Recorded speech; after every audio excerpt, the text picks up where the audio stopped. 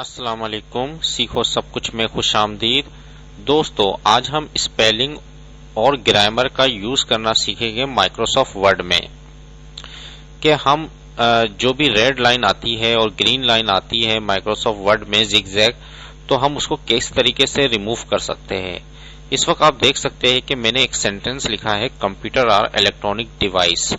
तो इसने एक जिगजैग ग्रीन लाइट दे दी जो इंडिकेट कर रहा है कि ये ग्रामर मिस्टेक है।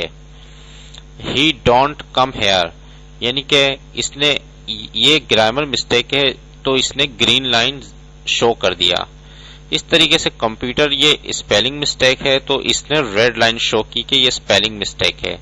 और वर्ड मेरे को लिखना था यहाँ और मैंने वुड WOD लिख दिया, तो ये एक स्पेलिंग मिस्टेक हो गई, तो इसने रेड जिगजैग लाइन शो कर दिया।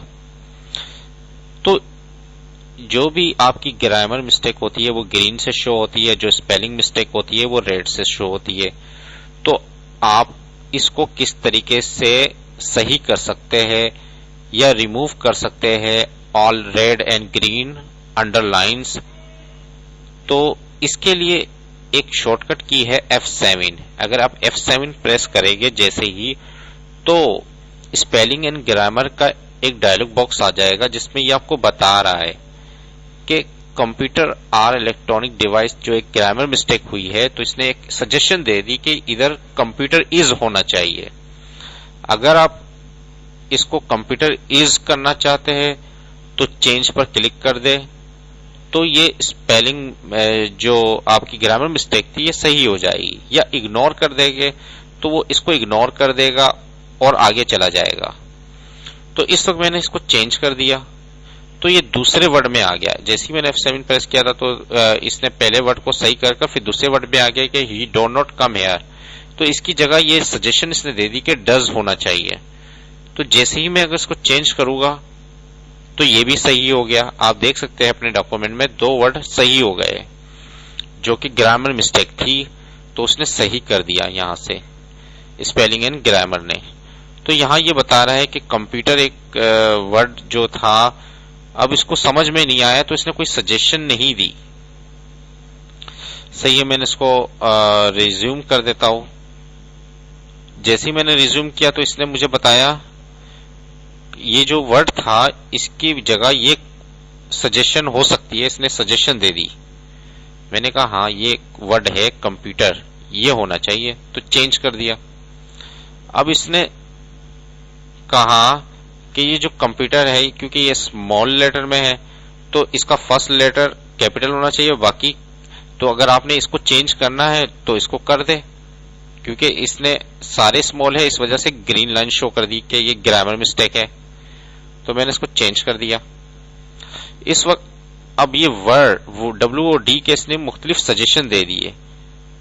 तो इस वक्त क्या है, ये वर्ड है, तो मैंने उसको सिलेक्ट करके और चेंज पर जैसे ही क्लिक करूंगा तो ये नेक्स्ट लाइन में चला जाएगा। तो मुझे सिर्फ ये बताना था कि आप वर्ड में ग्रामर और स्पेलिंग मिस्टेक्स को किस तरीके से सही कर सकते हैं।